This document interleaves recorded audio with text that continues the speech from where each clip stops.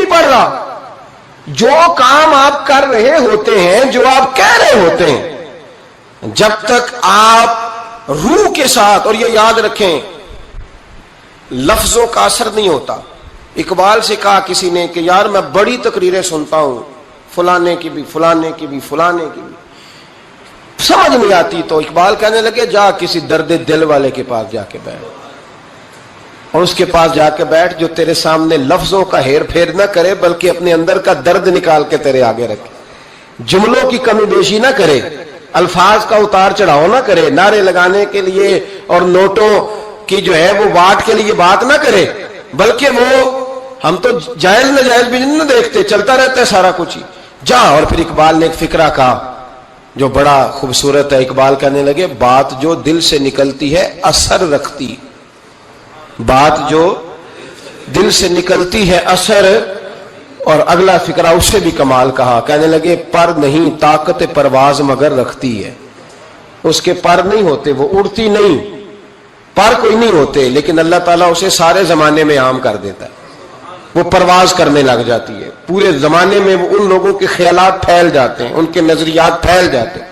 تو یاد رکھیں بچوں کو ہم لیکچر دیتے ہیں 1.5 گھنٹے کا, 2 گھنٹے کا, اس لیکچر کی بچوں کو ضرورت نہیں ہوتی. بچوں کو بات کرنی چاہیے 1-2, اور اس بات میں وزن ہونا چاہیے. اور آپ سب سے پہلے وہ جو آپ کہہ رہے ہو اس کا سب سے پہلے آپ نمونہ ہو. وہ چیز بچہ آپ کے کردار میں, آپ کی طبیعت میں وہ دیکھ چکا ہو. قرآن مجید سورہ لقمان کی آیت نمبر 17 ہے. حضرت لقمان اپنے بیٹے کو نصیحت کر رہے ہیں. باپ بیٹے کو نصیحت کر رہا تھا, باپ اپنے بیٹے کو سمجھا رہا تھا. میرے رب کریم کو باپ بیٹے کا سٹائل اتنا پسند آیا کہ اسے قرآن پاک میں بیان فرما دی ہے. کبھی باپ بیٹے کی گفتگو بھی کسی نے نقل کی ہے, باپ بیٹے کی گفتگو بھی کبھی کسی نے کتاب میں نوٹ کی ہے, لیکن مالک کو اتنا پسند آیا یارو, باتیں باپ بیٹے کی تھیں, اللہ نے قرآن پاک میں نازل فرما دی. یار اتنا خوبصورت تھا باپ بیٹے کا انداز, انداز تکلم دیکھیے. باپ بیٹے سے کہتا یا بنیا, اے میرے بیٹے, اے میرے اللہ, نہیں کیا او ادھر آئے نا, یا بنیا, اے میرے, دیکھیں لفظوں کا حسن, اے میرے بیٹے. اپنے حق میں قائل نہیں کیا کہ میں بوڑھا ہو گیا ہوں, بڑی محنت کی, اب تو پیسے کمایا کر, مجھے دیا کر, تجھے نہیں پتا ماں باپ کی. ہم سارا دیہڑی یہی ڈیوٹی کرتے ہیں, سارا دن یہی کام ہے کہ میری قدر کر, باقی سب ٹھیک ہے. حضرت سیدنا لقمان اپنے بیٹے کو کیا کہتے یا بنیا اقم الصلاۃ, اے میرے بیٹے نماز قائم کر, نماز قائم کر, نماز قائم کر. نماز قائم کرنے کا معنی یہ کہ ظاہری آداب کے ساتھ بھی پڑھ, باطنی آداب کے ساتھ بھی پڑھ. اور پھر حضرت لقمان بیٹے کو بٹھا کے آگوش محبت میں پیغام دیتے ہیں, کہتے ہیں نماز قائم کر. اور پھر یہ نہیں کہا کہ تو اپنی قبر صحیح کر, تجھے کیا لگے دوست تیرے پڑھتے ہیں کہ نہیں پڑھتے, یہ نہیں فرمایا. فرمایا اقیم الصلاۃ, نماز پڑھ, وامر بالمعروف ونہی عن المنکر. پھر تو لوگوں کو بھلائی کا حکم دے اور برائی سے منع کر. یہ باپ اپنے بیٹے کو نصیحت کر رہا ہے. اور پھر پتہ ہے جب کوئی بھلائی کا حکم دے, برائی سے منع کرے تو اسے تکلیف بھی آتی ہے. اور اپنے بیٹے کو کہنے لگے وَاصْبِرْ عَلَىٰ مَا أَصَابَكَ, اور اس رستے میں جب تیرے اوپر کوئی مصیبت آئے تو نے صبر بھی کرنا ہے. نیکی کا حکم دینے اور برائی سے منع کرنے کے رستے میں جب کوئی مصیبت آئے تو بیٹے تو نے اس پر.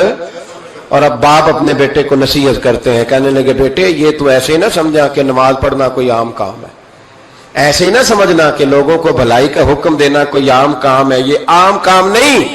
اِنَّا ذَلِكَ مِنْ عَزْمِ الْأُمُورِ, فرمایا یہ بڑے حوصلے والے کام ہیں, یہ بڑے حوصلے والے, بڑے ہمت والے کام ہیں جو میں تمہیں بتا رہا ہوں. باپ اپنے بیٹے کو یہ نصیحت کر رہا ہے. ملا جامی نے اس کو لکھا ہے, مولانا عبد الرحمان جامی کہتے ہیں سیدہ فاطمہ الزہرا کے پاس امام حسن اور حسین جب بھی جاتے تھے نا, بی بی صاحبہ یہ آیت پڑھ کے سناتی تھی.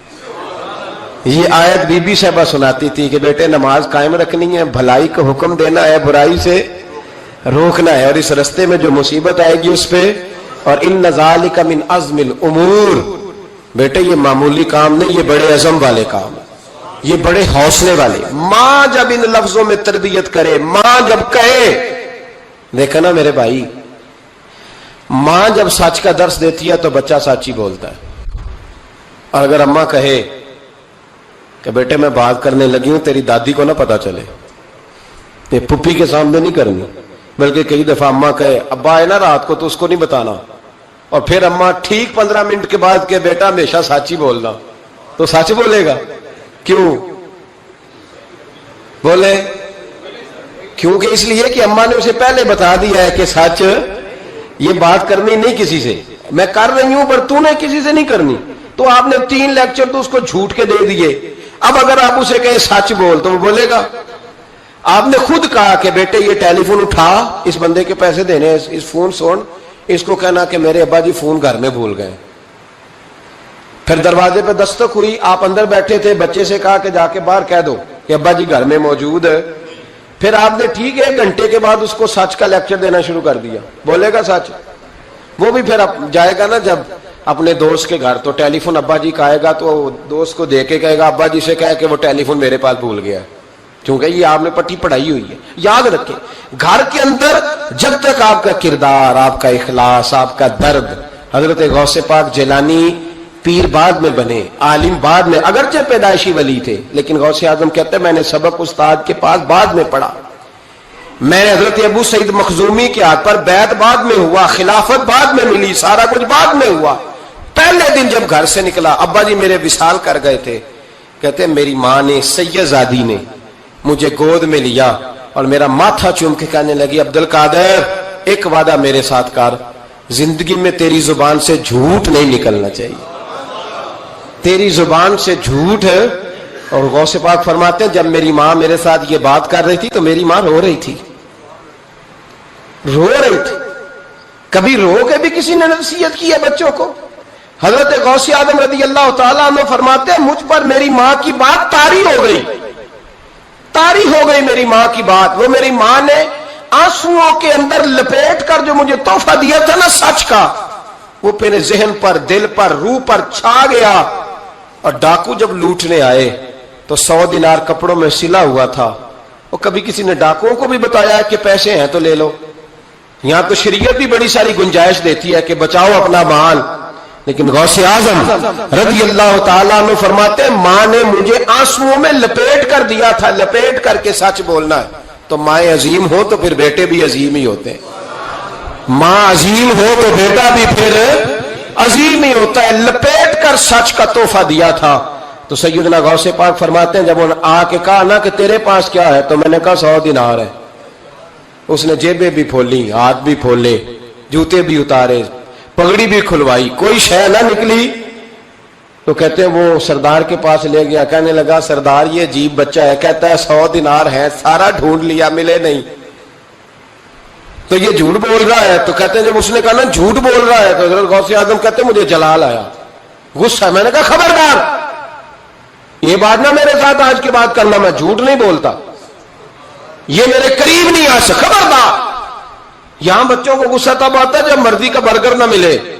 غوث اعظم کو غصہ کب آیا؟ خبردار سارا کچھ کر، آج کے بعد یہ لفظ نہ کہنا میں جھوٹ بولتا ہوں. عبد القادر جھوٹ نہیں بول سکتا، ہو ہی نہیں سکتا.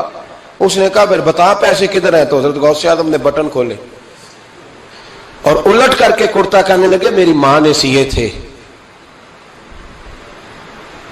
12 سال کے غوث پاک، ایک روایت ہے 14 سال.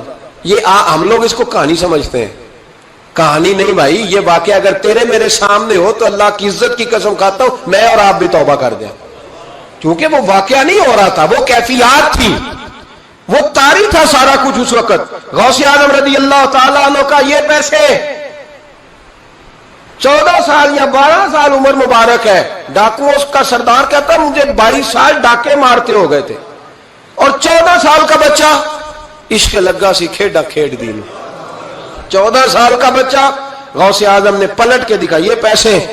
تو ڈاکوؤں کا سردار کہتا ہے کہ پتہ نہیں مجھے کیا ہوا کہ بچے کے جذبات کس طرح کے ہیں، افکار کس طرح کے ہیں، خیالات کس طرح. کہتا کہ کہاں جا رہے ہو؟ کہا میں علم سیکھنے بغداد جا رہا ہوں. تو کہا بیٹا دنیا پیسے چھپاتی ہے، تو نے بتایا کیوں؟ تو حضرت غوث اعظم نے پیسے اتار کے پھینکے، کہنے لگے پیسے تو رکھ، میں اس لیے بتا رہا ہوں کہ ماں سے وعدہ کر کے آیا ہوں کہ سچ بولوں گا، لے پیسے تجھے دے رہا ہوں. ڈاکوؤں کا سردار کہتا ہے بچے کی اتنی عمر نہیں جتنے مجھے پاپ کرتے سال گزر گئے، پر اس بچے کا ماں سے کیا ہوا وعدہ مجھے بدل گیا، میں